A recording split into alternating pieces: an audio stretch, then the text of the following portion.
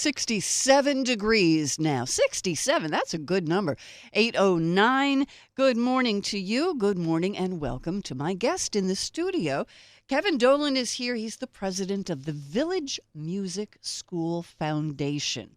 Hi, welcome. A pleasure to be here, Kate. Thank you for having us. You know, a lot of people listen to the radio because they like the local aspect. Some people just listen because they like the music. And you never know, what's going to inspire people as far as music and everything.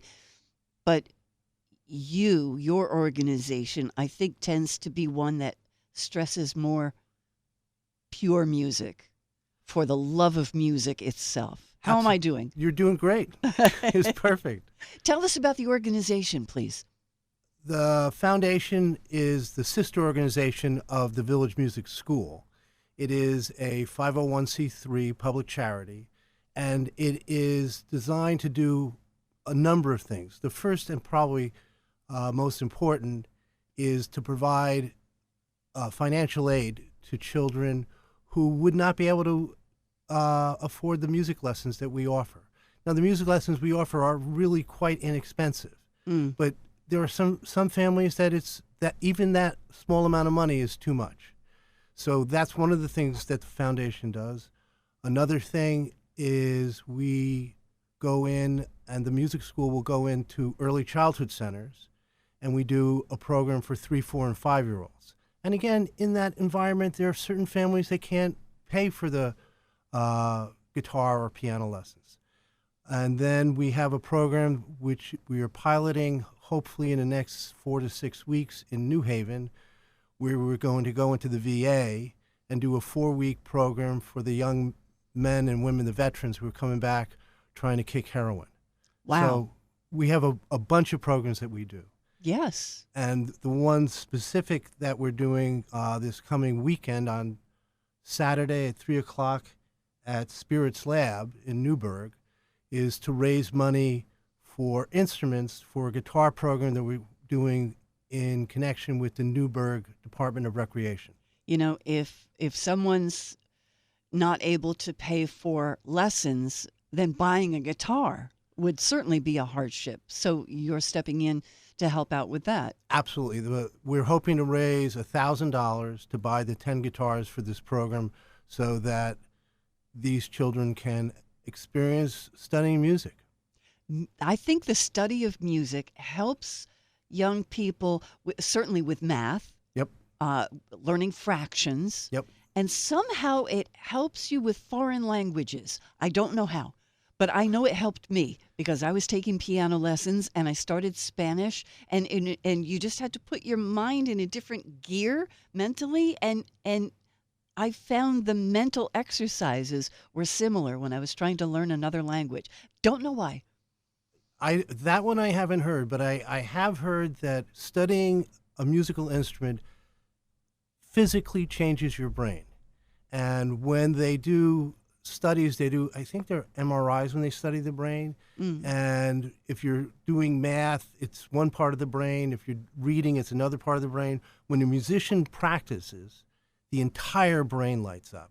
So yes, it's as a trained musician, I remember a time where I was studying with Anthony Newman, and he said, if you can get out of this business, get out of it. But the thing of it is people who become musicians don't really have a choice. Yeah. That is the thing. That horrible old joke, what's the difference between a musician and a pizza? This one I don't know. A pizza can feed a family of 4. Yeah. But you can't help it. No, I mean, and my favorite is, what do you call a guitarist without a girlfriend? Homeless. Oh dear. Oh, okay. Yeah, but so here we are discouraging people from Not getting at all. into music. But no, the thing is, it enriches your life to be able to play a musical instrument. And the beginning, the beginning of trying to learn guitar, you had to build up calluses, and you say, ow, ow, ow, ow. And then all of a sudden you get it. It is a process, and I have a student now who is autistic, Mhm. but brilliant. And watching his progress over the last 2 years has just been miraculous. And also when I go in and teach kindergarten through second grade or third through fifth grade, just watching them achieve there's just nothing like it. Yes. Yes, it's good to be able to watch your students progress, but also if you're the student and you say, I got it. I played that song and my mom knew which song it was. It was recognizable. And even as an adult, to take lessons. Yes, you can take lessons as a grown-up, even as a beginner. Correct. I have a friend of mine who was a trial lawyer and studied with me when he was in must have been his late 30s, early 40s. He is now 80, still plays, and I was at an event where he stood up and publicly thanked me Oh, for giving him the gift of music. and that's your goal.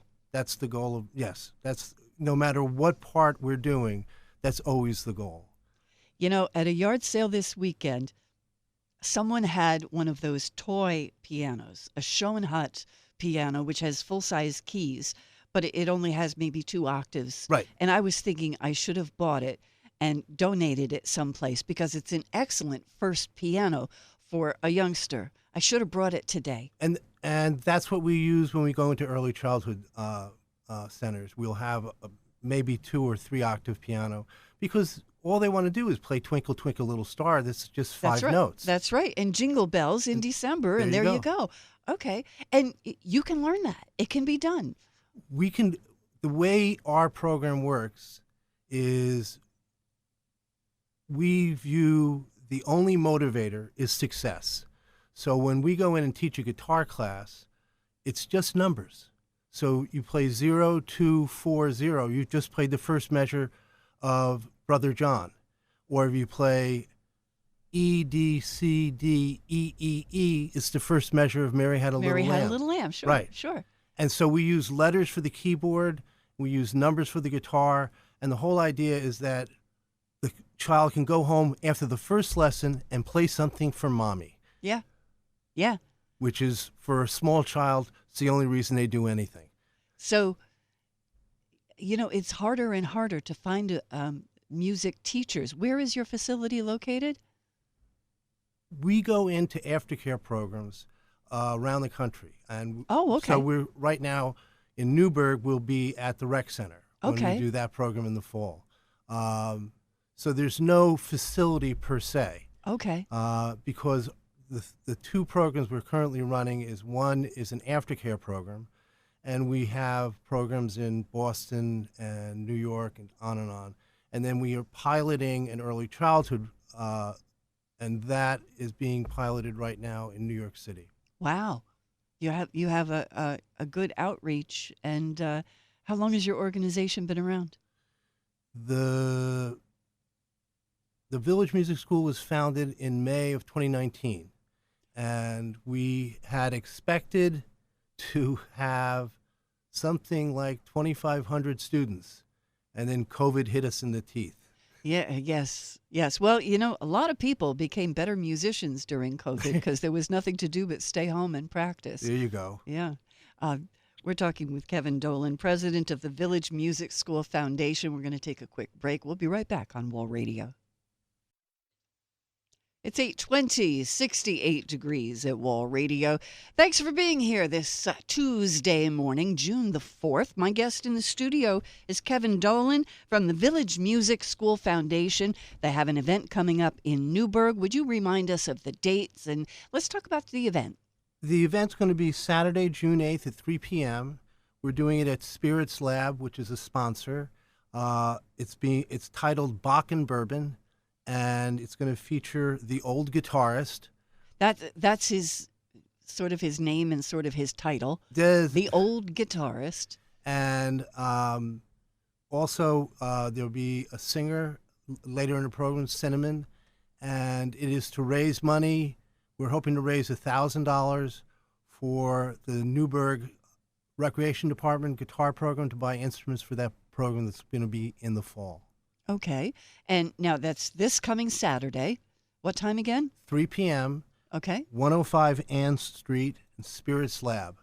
Okay. And that's easily found on your website also, which I just found. You want to share your website with people? There is the vmsf.org,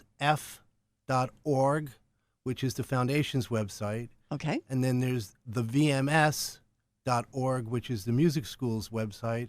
Okay. And then there is the oldguitarist.com, which is the performance website.